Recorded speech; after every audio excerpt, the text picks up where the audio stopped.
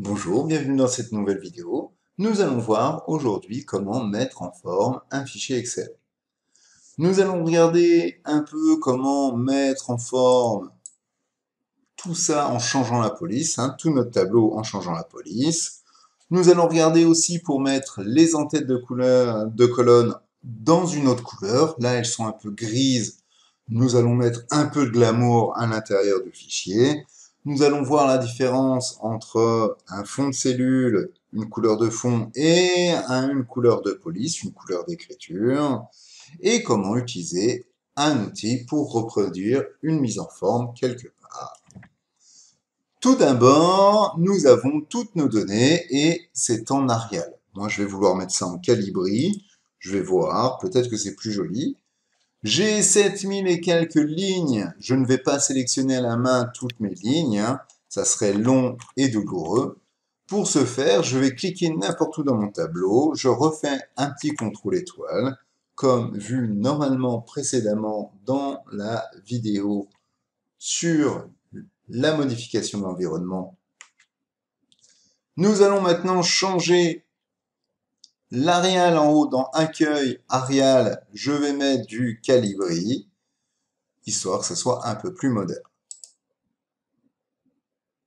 Puis, pour nos entêtes de colonne, il me semble que je vais vouloir mettre quelque chose de plus glamour. Je vais mettre un petit bleu foncé avec une écriture blanche. Je vais pouvoir changer ici, je ne sais pas ce que c'est le pot de peinture. Si je regarde, le pot de peinture me change le fond de ma couleur de cellule. Et le rouge, le A qui a un petit rouge là, si je clique, c'est l'écriture. Donc, je vais sélectionner mes entêtes de colonne de A2 jusqu'à F2. Je vais aller choisir un bleu foncé.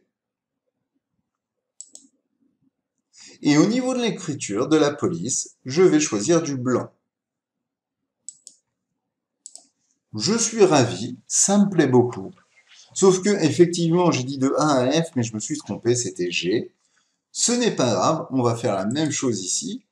Pour ce faire, on ne va pas s'amuser à retourner dedans. Bon, je pourrais cliquer sur le bleu et le blanc, vu que c'est le dernier que j'ai fait. Mais imaginons que j'en ai fait une entre-temps. Je me positionne sur celle qui est la mise en forme de base. Dans Accueil, vous avez Reproduire la mise en forme. Vous cliquez dessus, ce qui vous fait une sorte de petit pinceau. Et quand vous cliquez sur la cellule qui vous intéresse, hop, elle prend la mise en forme de la cellule de départ. Nous allons aussi mettre la colonne de prix en monétaire. Donc, si je sélectionne l'intégralité de ma colonne, donc je me suis positionné sur 8,05, j'ai fait CTRL majuscule, qui est juste au-dessus de CTRL, flèche basse une fois, donc les trois ensemble, CTRL maj, je laisse mes deux doigts appuyés sur CTRL maj, flèche basse une fois, j'enlève mes doigts des trois touches, et je vais mettre ça en monétaire. Pour mettre ça en monétaire, en haut, j'ai français. Et là, je vois comptabilité, c'est pas du monétaire. Comptabilité, c'est à peu près comme le monétaire. La vraie grosse nuance, c'est que quand il y a 0 dans une cellule, ça met un tiret et pas 0. À l'affichage, mais c'est quand même 0 derrière. Maintenant que j'ai fait ça, je me dis c'est pas mal, sauf que j'aimerais mettre en fait chaque colonne avec des traits à l'intérieur.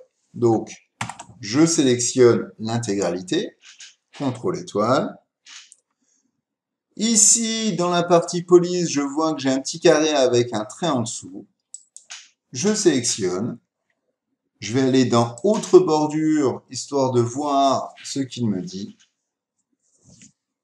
Je vois que j'ai intérieur, je vais cliquer sur intérieur et je vais choisir, allez, des petits points pour avoir des traits à l'intérieur qui correspondent à la totalité.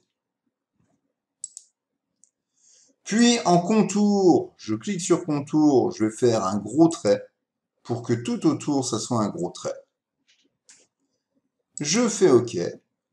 Et là, je vois bien que à l'intérieur, j'ai bien des petits traits et j'ai un gros autour.